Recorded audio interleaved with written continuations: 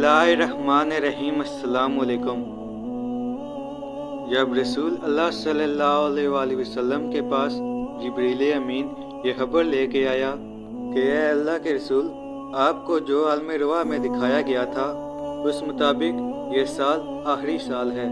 अगले साल आप अपने अल्लाह से मुलाकात करेंगे। बस रसूल अल्लाह ने जैसे ही इस खबर को सुना तो आपने ऐलान करवाया कि इस मरतबा हर किसी को ये खबर सुनाई जाए कि कोई भी अपने घर में ना बैठे। इस साल मैं मोहम्मद हज को खुद चलूँगा। तारीख ने लिखा कि 10 हिजरी का हज उस दौर का सबसे बड़ा हज था। जिसने भी ये खबर सुनी वो सब अपने अहलो अयाल के साथ अल्लाह सुब्हानो तआला के घर के करीब पहुँचने लगे। तमाम असहाब ने रसूल अल्लाह के साथ हज किया और फिर असहाब रसूल और रसूल खुदा खुद मक्के से मदीने की तरफ चलने लगे।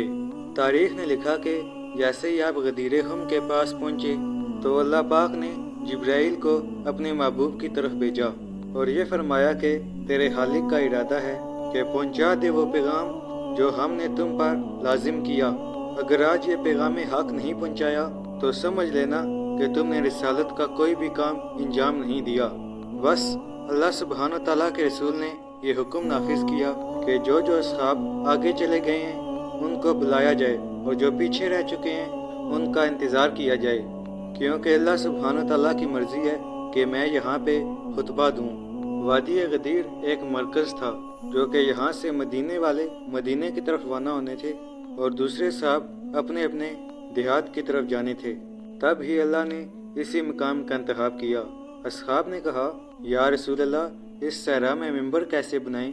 अल्लाह के रसूल ने फरमाया, अपने ऊँट से पलान तारो और ऊँटों के पलान से एक मिंबर तैयार करो, क्योंकि आज का पैगाम हक व बातिल की पहचान है।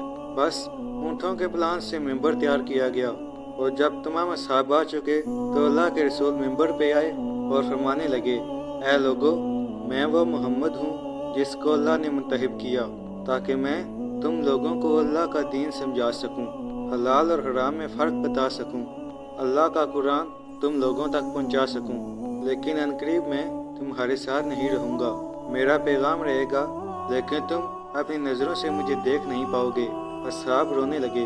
इतनी देर में आपने फरमाया, अगर तुम चाहते हो कि रोज़े महशर तुम आकर मुझसे मिलो तो दो चीज़ों को कभी ना बुलाना, एक अल्लाह सुब्हानो तआला की किताब और दूसरे मेरे अहले बैत। अगर तुम लोगों ने कुरान और अहले बैत को साथ रखा तो रोज़े महशर और ज़िक्र के पास तुम लोग मुझसे मिलोगे। मैं मोहम्मद तुम्हारी शिफात करूँगा। और फिर आपने अली इब्न अबी तालिब अलैहिस्सलाम को मिंबर पे बुलाया और तमाम असहाब से मुखातिब होकर कहने लगे, बताओ मैं किस किस का मौला हूँ। हर कोई हाथों को उठा के कहने लगा, या रसूल अल्लाह, आप हमारे मौला हैं। या रसूल अल्लाह, आप हमारे आका हैं। फिर आपने अली इब्न तालिब अलैहिस्सलाम का हाथ बुलंद करके फरमाया, मान कुन तुम मौला हो फहाजा अली उन मौला। जिसका मैं मौला हूँ उसका ये अली मौला है। तमाम असहाब अल्लाहु अकबर की सदाएं बुलंद करने लगे। इतनी देर में एक मुनाफिक आकर कहने लगा, ऐ अल्लाह के रसूल, ये पैगाम आपने अपनी तरफ से सुनाया है या अल्लाह की तरफ से? अल्लाह के रसूल ने फरमाया, अल्लाह की मर्जी के बगैर अपनी ज़ुबान को हरकत तक नहीं देता। वो कहने लगा कि ऐ अल्लाह के रसूल, अगर ये पैगाम अल्लाह की तरफ से है तो अल्लाह से कहें कि मुझ पे अजाब नाजिल करे। बस ये कहना था तो इतनी देर में आसमान से एक पत्थर आया और उस मुनाफिक के सर पे आ गिरा और वो मुनाफिक फना हो गया। असहाब ने जैसे ये मंजर देखा अली मौला की सदाएं बुलंद करने लगे और अल्लाह के रसूल ने हाथों को उठा के फरमाया, ऐ अल्लाह, जो इस अली का दुश्मन वो मेरा दुश्मन और जो मेरा दुश्मन है वो अल्लाह का दुश्मन है। जो इस अली का दोस्त वो मेरा दोस्त और जो मेरा दोस्त वो अल्लाह का दोस्त है। ऐ अल्लाह, अपनी रहमतें बरकतें उन पे नाजिल फरमाया जो इस अली से प्यार करें।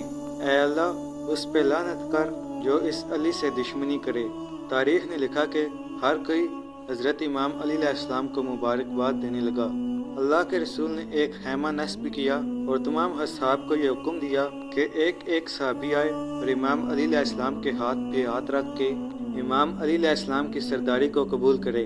तारीख ने लिखा कि 3 दिन तक बैत करने का सिलसिला कायम रहा।